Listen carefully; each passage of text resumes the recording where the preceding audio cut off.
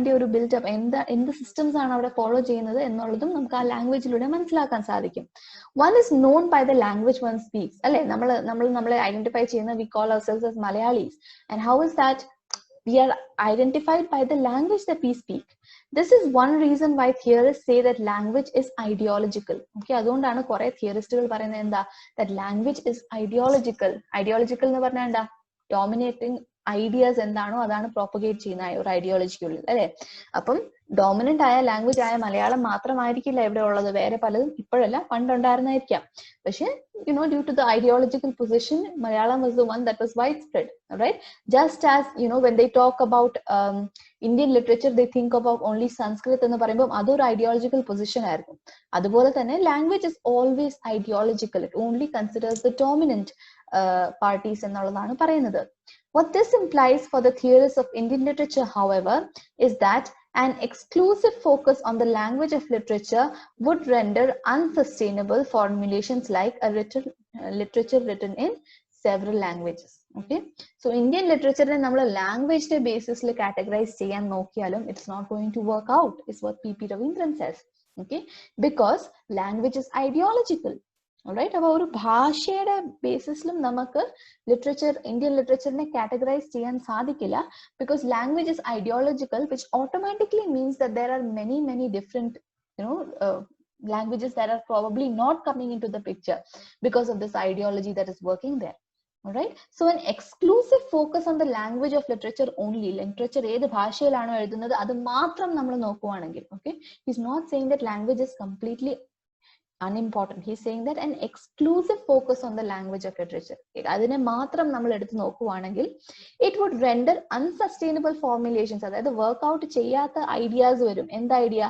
That a literature written in several languages, Indian literature ennu a literature written in several languages adondu namukku parayan sadhikkilla, because language is deeply ideological.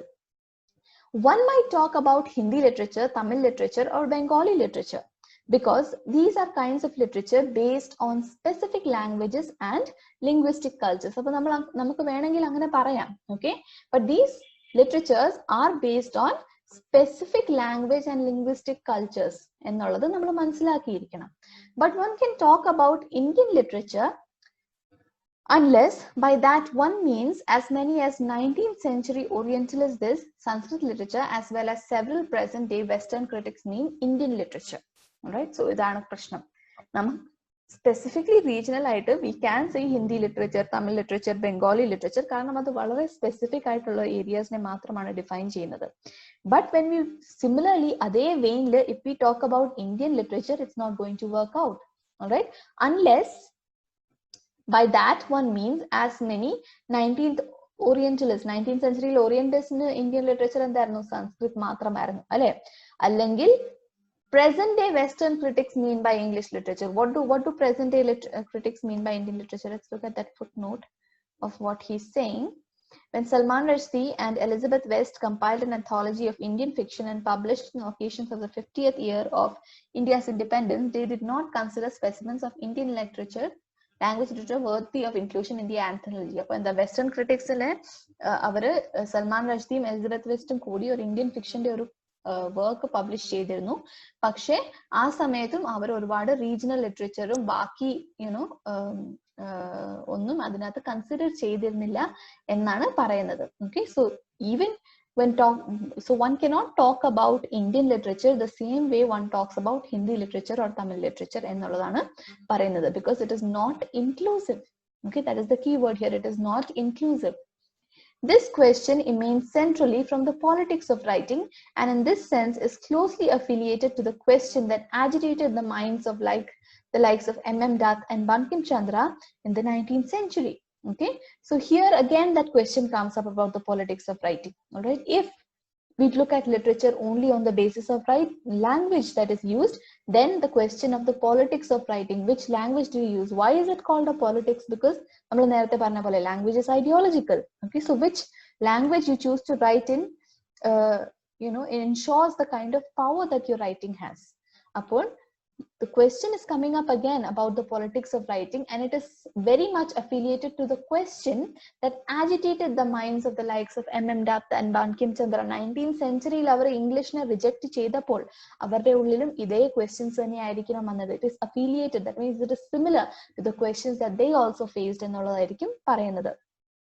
It is in this context that the observation regarding the Orientalist constitution of Indian literature becomes a fact of critical significance. Okay, appo ee oru context le, the context of where language is not inclusive, of where language is ideological, all right, it is in this context that the observation regarding the Orientalist constitution of Indian literature becomes a fact of critical significance. Adayathu Orientalist ideal Indian literature endayirunnu, how did they constitute Indian literature? This is where it becomes important. If the real specimen of Indian literature are to be found in the regional languages of India, the chimera called Indian literature that exists outside the nation's linguistic system must be constructed as an invention of somebody. Okay, അപ്പം ശരിക്കും Indian literature നമ്മൾ define ചെയ്യുമ്പോൾ ഇത് inclusive term അല്ല എന്ന് നമ്മൾ പറയുന്നു അല്ലേ? പക്ഷേ ഇഫ് ദ റിയൽ സ്പെസിമെൻസ്, അതായത് സംസ്കൃത് ലിറ്ററേച്ചറും മെയിൻ സ്ട്രീം ലിറ്ററേച്ചറും മാത്രമല്ല, റിയൽ സ്പെസിമെൻ ഇന്ത്യൻ ലിറ്ററേച്ചർ ശരിക്കുമുള്ള എക്സാമ്പിൾസ് കാണണമെങ്കിൽ റീജിയണൽ ലാംഗ്വേജസ് ഓഫ് ഇന്ത്യയിൽ നോക്കണം, റീജിയണൽ ലാംഗ്വേജ് ലിറ്ററേച്ചറിൽ നോക്കണം എന്ന് നമ്മൾ പറയുവാണെങ്കിൽ ദ ഷിമേര കോൾഡ് ഇന്ത്യൻ ലിറ്ററേച്ചർ, ഷിമേര എന്താ, that mixture, sort of like A കൊലാഷ്, sort of like a kaleidoscope. Okay, അതിന്റെ നമ്മള് ഇന്ത്യൻ ലിറ്ററേച്ചർ എന്ന് പറയുവാണെങ്കിൽ, okay, if Indian literature is to be focusing only on the regional languages, then the chimera called Indian literature that exists outside the nation's linguistic system, അതായത് നമുക്ക് ഇന്ത്യയുടെ ഉള്ളിൽ നമ്മൾ Indian literature എന്ന് പറയുമ്പോൾ നമ്മൾ റീജിയണൽ റൈറ്റിംഗ്സിന് ഇമ്പോർട്ടൻസ് കൊടുക്കുന്നുണ്ടാവും. But the Indian literature that exist outside the nations linguistic system, നമ്മുടെ ഈ നേഷന്റെ പുറത്തുള്ള ലാംഗ്വേജസിന്റെ കാര്യം വരുവാണെങ്കിൽ ലിംഗ്വിസ്റ്റിക് സിസ്റ്റം എന്നാണ് പറയുന്നത് അല്ലെ, it must be constructed as an invention of somebody. The scholar Niranjan Roy has been quite empathetic about this point. All right, so പുറമേയിൽ നിന്നുള്ള ആൾക്കാർ നമ്മുടെ ഇന്ത്യൻ ലിറ്ററേച്ചറിനെ കാണുമ്പോൾ it has to be invented by somebody. അതായത് ഈ മുഴുവനുള്ള ഒരു ഷിമേരയുടെ ഐഡിയയും അങ്ങനെയൊന്നും കിട്ടാൻ സാധിക്കില്ല, because someone looking from the outside might not be aware of the diversity that exists here. So that is a question. It has to be invented by somebody, or construct ആയിരിക്കും, it won't be real എന്നാണ് പറയുന്നത്. So there is scholar Niranjan Ray, who has been very much empathetic about this point, and he says literature is absolutely language based, and language being a cultural phenomena, it is all but wholly conditioned by its local and socio-historical forces that are in operation through the ages in that particular locale. If that be so, one may reasonably argue that literature of a given language will have its own specific character of form and style, images and symbol, nuances and associations. Okay, so literature, no matter what we say, is absolutely language based, Niranjan says, right? Namukku language illade literature undavilla. But language, on the other hand, is a cultural phenomena. It is ideological, right? And this language എന്ന് പറയുന്നത് it is culturally conditioned. ഒരു ഏരിയയുടെ ട്രഡീഷനും ആ ഏരിയയുടെ കൾച്ചറും അതാണ് അതിന്റെ socio historical ഫോഴ്സസും എല്ലാം കൂടിയാണ് ഒരു ലാംഗ്വേജിനെ ഉണ്ടാക്കിയെടുക്കുന്നത്. അങ്ങനെയെങ്കിൽ each language has it specific character of form. അതായത് ഞാൻ മലയാളം ലിറ്ററേച്ചറിൽ എഴുതുന്നതും വേറെ ഒരാള്